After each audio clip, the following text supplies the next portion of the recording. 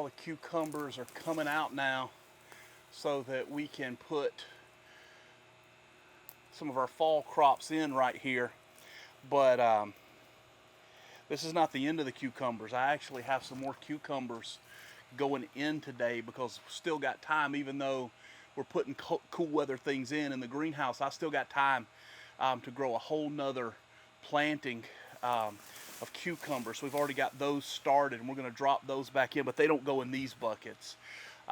They're going to go over behind me down this wall because we need all the sun coming through here for our cool weather crops. So that's why we're moving locations.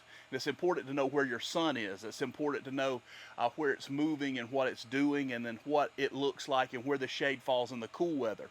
So even if you don't have a greenhouse, but you want a greenhouse, you're planning for a greenhouse, go out and stake out that place that you want, and then take note of the shadows and how the shadows move, how the sun moves, so that you know where to plant things in cool weather, where to plant things in warm weather, because all those things are essential in being successful in growing the crops that you want to grow.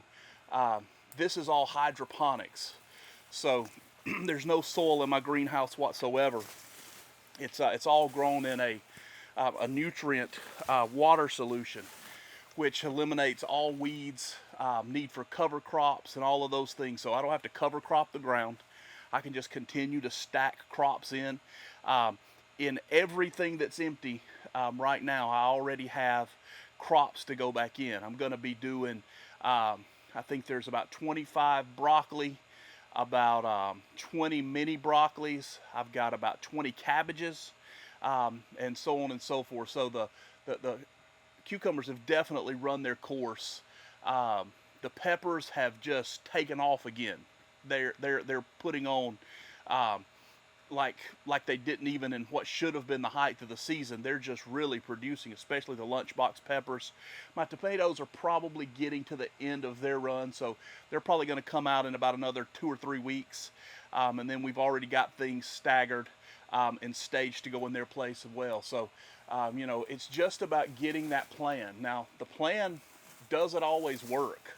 Sometimes you have to modify the plan. Sometimes you're counting on a certain level of harvest from certain things, and you don't get it, and it's really throwing off the supply that you need.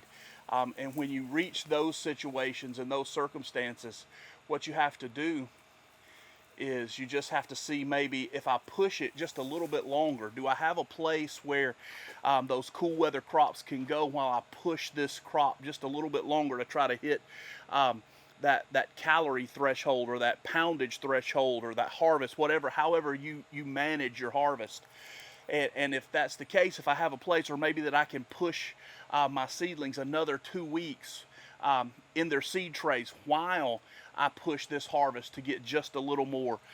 Those are things that you have to manage on the fly, but a good foundational plan is essential in planning your garden. So I think that that one of the down times that most preppers, gardeners, homesteaders have is in that December, January time frame.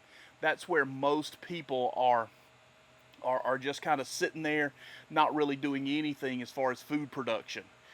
But there's 2 things that I scale up in December and January, and one is food storage. I look for those things that I'm weak on in my food storage, and then we begin to fortify that food storage.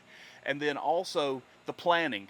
We lay out our year's plan in December and January, make sure that we have all the seeds that we need for that, and we do have all the seeds we need. That's another thing.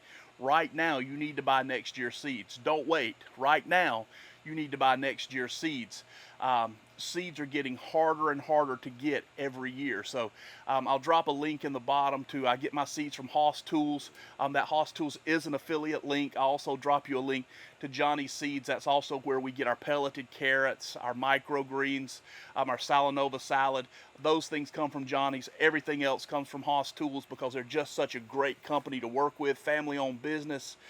Good guy. They got a YouTube channel that will help you learn to grow the things that they produce. So you can jump over there and check out Hoss Tools, but follow those links. When you follow that when you follow that affiliate link, it doesn't cost you anymore. It just gives us a little bit to help continue to put out content and run our channel. So if you would do that, we'd greatly appreciate it. But you know, it's all about managing, and this is the part I don't like. I don't like pulling things out.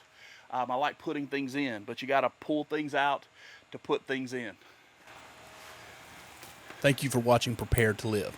This is from a segment called Greenhouse Musings. We feel that sometimes the best content comes when you're out just doing the things. Here at Prepared to Live, we want to help you create a life-proof life, a life that isn't easily shaken when other people's lives are shaken. That you're prepared, that you're producing, and that you're protecting what you produce. Thank you so much. If you like content like this, please hit that like button. Ring that notification bell as you subscribe. Until next time, thank you so much for watching this video.